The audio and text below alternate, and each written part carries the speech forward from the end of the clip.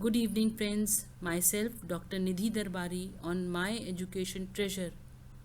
Today, in my present video, I am going to tell you about students' participation skill of micro teaching. According to Euripides, learning is more effective when it is an active rather than a passive process. Participation literally means taking part. It is a process rather than an event with varying degrees of involvement. It is useful to consider which degree of participation is most appropriate and effective in different settings and situations. In 2004, the Welsh government ran a competition to produce a national definition of participation that would be easy to understand. Participation means that it is my right to be involved in making decisions, planning, and reviewing any action that might affect me. Having a voice, having a choice. Participation is about children having their voice heard when decisions are being made that affect their lives and being actively involved in decision making processes. Student participation is a statement of commitment from the organization's senior management to ensure that all students have opportunities to have their voice heard and to participate in decision making processes in their learning environment. Participation means giving children a say in their education, listening to them, and involving them as much as possible in school life. It means valuing their opinion and ideas and giving them control of their learning. Participation includes clear aims for listening to students and enabling them to participate in decision making processes linked to school effectiveness in terms of improved students' well being and outcomes. A rationale of how students' participation contributes to better outcomes both individually and for the organization. A mapping of structures and processes for students' involvement that currently exist, including teaching and learning, arrangement for self assessment, gathering students' views and involving them in formulating, implementing, and reviewing their policies and processes. A good teacher succeeds in promoting students' participation in the process of teaching and learning. He is able to devise ways and means and then comes out all successful. Everything in the classroom depends upon the overall management of the teacher there. A visit to a classroom or passing by that way at once speak about the teacher who teaches there. A disciplined class is the outcome of a disciplined teacher only. The tone of the class is set not in 1 or 2 days only. It requires hard labor of many days on the part of the teacher. Classroom management is the overall control of the class, including students' initial behavior, readiness for the modification of behavior, their sitting in the classroom, setting of the classroom, prevailing healthy environment. All this is set up by the teacher gradually with the lapse of time. Orders of the teacher do not help much. A really model type of the teacher is able to have it automatically. A really good teacher is able to have it as per his desires and wishes. The characteristics of a good teacher are acquired by the teacher through experience, by observing others, and by coming in contact with persons of high ideals. The quality of teacher-student relationship is the keystone for all other aspects of classroom management. Teachers who had high quality relationship with their students had fewer discipline problems and rule violations than those who did not have high quality relationships. Students' participation is about developing a culture in schools where all children have a voice and have the opportunity to play an active role in decisions that affect their learning and well being. Involving students more in school life can have positive impact for themselves, the school, and the staff.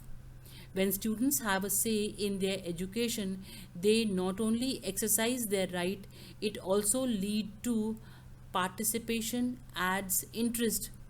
It is hard to maintain students' focus and attention when all they hear is the teachers talking. It helps to hear another's voice as well as an answer or another point of view. It engages students. A good question can pick their interest, make them wonder why, get them to think, and motivate them to make connections with the content. Participation provides the teacher feedback. When the students answer or try to explain, teachers can see the extent of their understanding. They can correct what the students haven't got right. Participation provides the students feedback. When teachers ask questions and seek students' input over a topic, they are letting students know something about the importance of ideas and information. Participation can be used to promote preparation. If a teacher regularly calls on students and asks questions about assigned reading from the previous class, that can get students coming to class prepared. Participation can be used to control what's happening in class. If a student is texting, chatting, or not attending to what's happening, that student can be called on, or the student next to the offender can be asked to respond. Participation can be used to balance who's contributing in class and how much. It is the teacher who selects the participant. If teachers wait patiently and not always select the same student, if they look expectantly to others and confirm verbally and non-verbally the value of hearing from different people, they can influence who speaks and how much. Participation helps teachers control how much they talk. Participation encourages dialogue among and between students. Students can be asked to comment on what another student has said. A question can be asked and student can be invited to discuss possible answers with each other before the public discussion. If you found the video to be informative and interesting, I request you all to please give a like to my video to motivate me, share it with others, and subscribe it so that whenever I upload a new video, you will get a notification. Participation can be used to develop speaking skills. Students need to be able to speak in a group, offer information, ask questions, or argue. Students don't learn to speak up in a group by reading about how to do it. It's one of those skills best developed with practice. If participation is used to teach students public communication skill, they will need feedback. Participation gives students the opportunity to practice using the language of the discipline. And participation contributes to better school environment with better discipline and a culture where learning is shared responsibility. Strategies. Student participation can happen in a variety of ways and at different levels. A few simple strategies for promoting students' participation are: give students a clue regarding the kind of response that the teachers are expecting. Give students a minute to write their thoughts before anyone is called upon. Break students into small groups to discuss the answer, then bring them back to the whole group.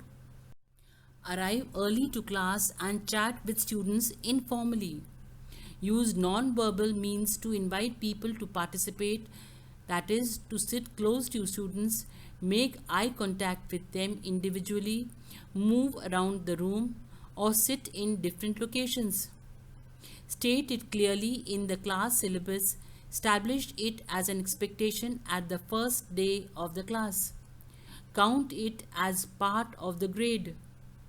Arrange chairs in circle or U or in such a way to foster eye contact with each other. If one student is dominating the discussion, break eye contact with that student and look at others. Give them assignment that they have to come prepared to speak about. For example, to bring a quote from the assigned reading which they consider was inspiring or enlightening. Thank you very much for patiently watching the video, and don't forget to subscribe.